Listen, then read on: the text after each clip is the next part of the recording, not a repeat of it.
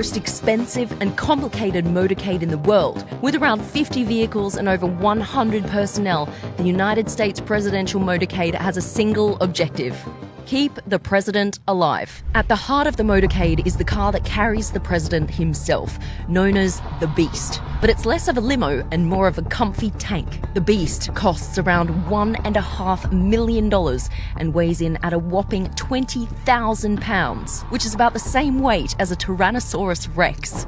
The doors are 8-inch thick, the windows will stop a bullet from a Magnum, and the floor is built on a modified truck bed with armor floor plates to protect from bombs and grenades. It's even hermetically sealed to prevent biological attacks with its own oxygen supply.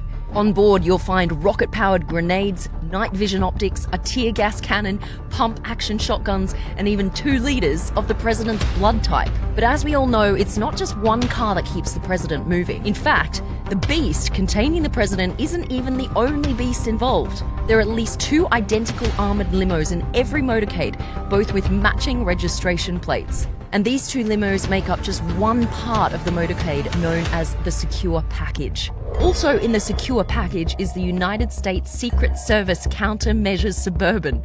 This car jams any remote explosives that might be en route using 2 antennas that send out a huge range of radio frequencies that block any bomb activation signal. It also has electronic warfare sensors that detects if an RPG or anti-tank missile is launched. After that comes 3 separate SUVs with one distinct difference. 2 of them have their rear window open and 1 doesn't. These 2 SUVs are called the Halfback and the Cat Car. If the president's in danger, it's the job of the Halfback to defend the Beast and the job of the Cat Car to take the fight to the insurgents. The reason their rear window is open? Well, that's so the rear-facing passengers can open fire at a moment's notice. The car with the closed rear window is the Control Car. The Control Car carries the most essential staff, such as the president's military aide and doctor.